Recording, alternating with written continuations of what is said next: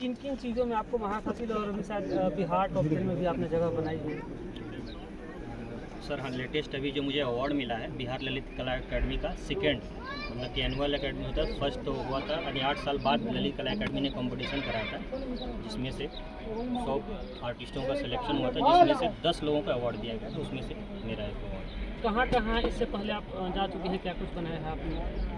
Sir अगर मैं personal अपनी बात करें तो कई सारे नेशनल लेवल के अवार्ड मुझे मिल चुके हैं, अमृतसर से, बाकी लखनऊ से स्टेट अवार्ड, मुझे यूपी स्टेट अवार्ड भी मिला है और दिल्ली के स्टेट अवार्ड भी इससे पहले मिल चुका है। इस तरीके से प्रदर्शनी तो बहुत ऑल इंडिया में रेयर में कोई ऐसा जगह है जहाँ हमने अभी तक प्रदर्शनी कराने है। चाइना भी गए थे? हाँ, और बता दें कि एक हमारी टीम है आइस एंड स्नो के लिए, जिस तरीके की हॉकी टीम है, आइस की हॉकी टीम भी है, बहुत कम लोग उस हॉकी टीम को भी जानते हैं। उसी तरीके से हमारी ये पर्सनल टीम है, ये इस तरीके का कंपटीशन होता था बर्फ़ पे इसका मूर्ति बनाने के लिए कंपटीशन।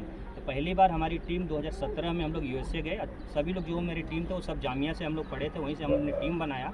उसके लिए 2 साल हमने अच्छे से रिसर्च किया, उसके ऊपर करने के बाद फिर हमारी सिलेक्शन हुई। पहली बार में हम लोग वहाँ से भी स्पिरिट अवार्ड लेकर आए, क्योंकि वहाँ पे जितने भी ऑल ओवर 16 कंट्रीज जो भी आई हुई थी वहाँ पे, उनका जो एक्सपीरियंस था 10-15 साल के उन आर्टिस्टों का था, उस समय हम लोग का एज ही हो रहा था 27-28 साल का।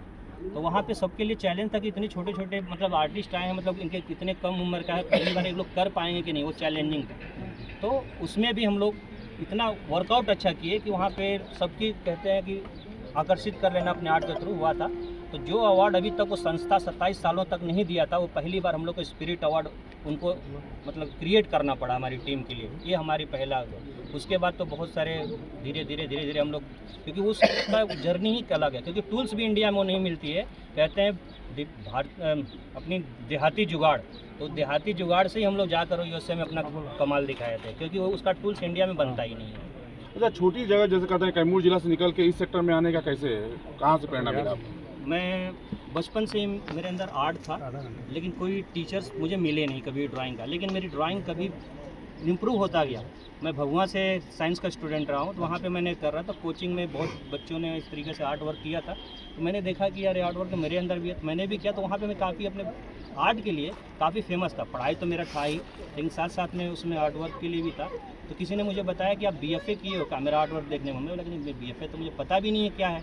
फिर उन्होंने मुझे गाइड किया कि BFA, तब तक हिंदुस्तान न्यूज़पेपर में नई दिशाएं आती थी, उसमें पूरा BFA के बारे में, बैचलर ऑफ फाइन आर्ट्स का पूरा दिया हुआ था कि कैसे है, इसमें कितना कैरियर है। फिर उसके बाद मैंने देखा कि मेरा जो हॉबी है मैं उसको अपना कैरियर बना सकता हूँ।